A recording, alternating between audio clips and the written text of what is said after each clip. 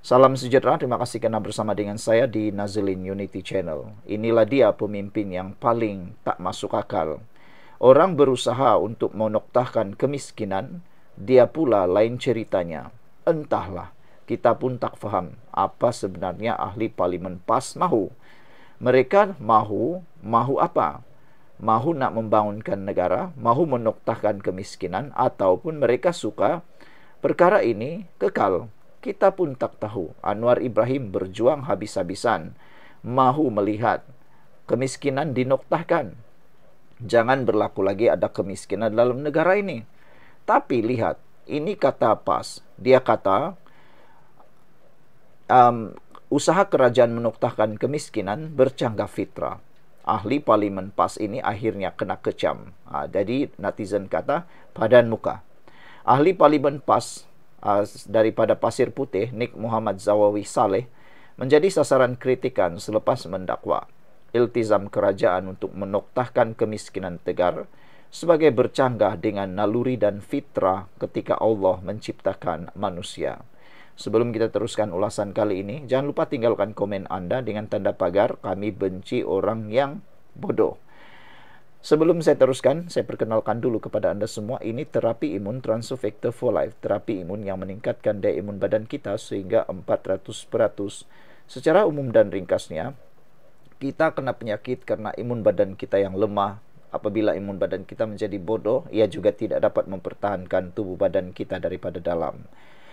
Tapi apabila imun badan kita dididik menjadi bijaksana oleh terapi imun ini, ia juga akan menjadi kuat di dalam tubuh badan kita untuk melawan dan menghapuskan akar penyakit yang tumbuh dalam tubuh badan kita. Secara umum dan ringkasnya, kita melawan penyakit dengan imun badan yang kuat. Apabila imun badan kita jadi kuat, ia juga akan mengenal mana satu lawan, mana satu kawan dalam tubuh badan kita. Dapatkan produk yang hebat ini melalui nomor telepon saya yang tertera, dan ingat, produk ini adalah produk yang diluluskan KKM, ada sijil halal, dan juga diperakui oleh dokter-dokter di seluruh dunia. Dapatkannya segera, jangan tunggu-tunggu. Saudara-saudara sekalian, ahli parlimen Pasir Putih menyatakan bahwa menoktahkan kemiskinan tegar sebagai bercanggah dengan naluri dan fitrah ketika Allah menciptakan manusia. Beliau mendakwa iltizam itu tidak lebih sekadar sembang kosong kerana di mana-mana negara pasti ada kemiskinan. Saya rasa kadang-kadang agak terkejut apabila perkataan menoktahkan kemiskinan. Istilah sebegini sebenarnya dia jadi sembang kosong, kata beliau. Dia bercanggah dengan naluri dan fitrah sebenar yang Allah cipta manusia. Mana-mana negara mesti ada kemiskinan, katanya lagi. Kalau tidak ada faktor kemiskinan, faktor orang yang susah, nak bina parlimen ini takkan terbina. Kerana buruh kasar mesti bekerja. Bangsawan dia mesti ada peranan dia, katanya di Dewan Rakyat semalam. Video beliau tular dan dikritik banyak pihak yang mempersoal kenapa wakil rakyat PAS berkenan, seolah dilihat anti dengan usaha membasmi kemiskinan. Mereka turut menjelaskan bahawa matlamat kerajaan adalah untuk menoktahkan kemiskinan tegar yang merujuk kepada golongan paling miskin di bawah garis kemiskinan. Pada masa sama, tindakan beliau itu, ahli parlimen PAS itu nampaknya makan diri apabila ramai membalas pertutlah kelantan sendiri antara negeri termiskin. Ia kerana wakil rakyat sendiri suka rakyatnya terlihat miskin, kata netizen.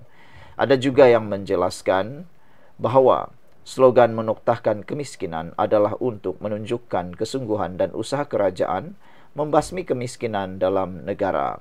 Apa pula pendapat Anda semua tentang isu itu? Sekian dulu untuk kali ini. Jangan lupa tinggalkan komen Anda. Bye-bye. Salam sejahtera. Terima kasih kerana bersama dengan saya di Nazilin Unity Channel. Selepas dihentam teruk berkait isu rundingan damai Thailand-Kamboja, isu hutang negara, Anwar Ibrahim akhirnya menjawab perdebatan tersebut. Walaupun Anwar Ibrahim dihentam teruk, digambarkan dengan karikatur yang betul-betul sangat menghina pemimpin kita, bukan sekadar menghina pemimpin kita, tetapi juga menghina negara lain. Perbuatan seperti itu bukanlah perbuatan yang profesional. Mungkin niatnya tidaklah sampai menghina kerajaan negara lain. tapi perbuatan itu secara tidak langsung menjatuhkan air muka negara lain. Mungkin itu bukan niatnya, tapi itulah. Melakukan perkara tanpa berfikir panjang akan mengakibatkan kesan yang sangat-sangat besar.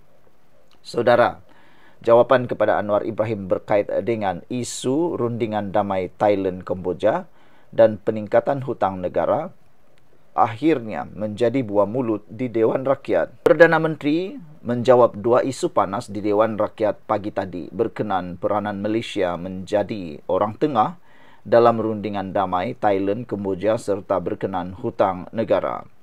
Menurut aturan mesyuarat Rodiah Sapi GPS, Batang Sadong meminta Perdana Menteri menjelaskan mengenai peranan Malaysia dalam usaha menjayakan rundingan perdamaian dan gencatan senjata antara Thailand dan Kamboja yang mencapai kata sepakat untuk menghentikan konflik sempadan antara kedua negara tersebut. Sebelum kita teruskan, izinkan saya untuk berkongsi dulu. Ini terapi imun Transfer Factor for Life. Terapi imun yang meningkatkan daya imun badan kita sehingga 400%. Secara umum dan ringkasnya, apabila imun badan kita lemah, apabila imun badan kita bodoh, apabila imun badan kita tidak bekerja lagi secara optimum, kita mudah kena penyakit. Apabila kita mudah kena penyakit, banyak akar penyakit akan terus berakar dalam tubuh badan kita. Tapi, secara umum dan ringkasnya, apabila imun badan kita menjadi kuat, apabila imun badan kita dididik menjadi bijaksana, ia akan menjadi kuat lalu menyerang akar penyakit, menghapuskan akar penyakit yang ada tumbuh dalam tubuh badan kita. Imun badan yang bijaksana juga akan mendidik imun badan kita supaya tidak menyerang diri kita sendiri, karena dia mengenal mana satu kawan, mana satu lawan. Dapatkan produk yang hebat ini melalui nomor telepon saya yang tertera. Produk ini lulus KKM, diperakui oleh dokter-dokter di seluruh dunia dan di Malaysia, dan juga halal. Dapatkannya sekarang. Jangan tangguh-tangguh. Saudara-saudara sekalian, Datuk Iskandar Zulkarnain Abdul Khalid, PN Kuala Kangsar pula meminta Perdana Menteri menyatakan adakah kerajaan Madani menguruskan hutang negara dengan bertanggungjawab. Memandangkan hutang naik daripada 1 bilion 1.079 bilion pada tahun 2022 kepada RM1.247.6 bilion pada penghujung tahun 2024 yang hampir mencecah 65% daripada KDNK. Sementara itu, bagi waktu pertanyaan Menteri, Zahari Kecik PN Jeli minta Perdana Menteri menyatakan apakah tindakan kerajaan dalam menangani masalah jemaah menteri atau umrah yang sering tertipu oleh ejen yang menyediakan pakej haji atau umrah. Selain itu, beliau mahu tahu berapakah jumlah kerugian yang telah ditanggung oleh jemaah haji dan umrah bagi tahun 2024 dan 2025. Saudara-saudara sekalian, dalam pada itu, ahli Parlimen PAS dikecam mendakwa usaha kerajaan menoktahkan kemiskinan bercanggah fitrah. Sekian dulu untuk kali ini. Jangan lupa tinggalkan komen Anda. Salam sejahtera. Terima kasih kerana bersama dengan saya di Nazilin Unity Channel. Kali ini tanggapan. Hari ini akhirnya tanggapan untuk merosakkan nama baik Anwar ditepis dengan sewajarnya. Seringkali pembangkang dan walaun, khususnya pengikut-pengikut pembangkang, seringkali menyebut kononnya Anwar Ibrahim menganaktirikan kerajaan yang dipimpin oleh Perikatan Nasional Pembangkang. Mereka seringkali menyebut tanpa fakta. Menyebut tanpa fakta adalah satu perbuatan yang boleh dianggap bohong. Hanya bercakap atas angin. Tapi nombor tidak akan dapat menipu. Nombor adalah satu perkara yang tepat dan tidak akan boleh dispekulasikan. Hari ini menjawab kepada dakwaan kononnya kerajaan ataupun Anwar Ibrahim menganaktirikan kerajaan pimpinan pembangkang akhirnya ditepis. 4 bilion ringgit Malaysia wang ehsan dah diagih kepada Terengganu dan 967 juta ringgit kepada Kelantan. Inilah jumlah fakta yang tak pernah pembangkang huraikan, dan mungkin mereka takut untuk diketahui oleh penyokong, takut nanti para penyokong akan tiba-tiba berganjak beralih menyokong Anwar Ibrahim. Kerajaan telah mengagihkan sebanyak 4 bilion ringgit Malaysia, wang ehsan kepada Terengganu, dengan 967 juta ringgit diberikan kepada Kelantan antara 2023 dan 2025. Ini fakta, bukan auta. Kalau ini ialah auta, mereka boleh saman kerajaan yang menyatakan ini.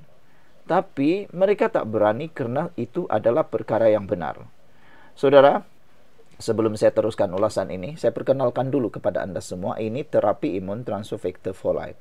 Terapi imun yang meningkatkan daya imun badan kita sehingga 400%. Secara umum dan ringkasnya, kita kena penyakit apabila imun badan kita lemah, dan mudah kena penyakit kena imun badan kita yang lemah. Imun badan kita yang tidak bijaksana atau bodoh juga bertindak menyerang diri kita sendiri. Tapi terapi imun ini mengajar, mendidik imun badan kita untuk bertindak tepat melawan penyakit daripada dalam tubuh badan kita. Imun badan kita dididik supaya mengenal mana satu kawan, mana satu lawan dalam tubuh badan kita.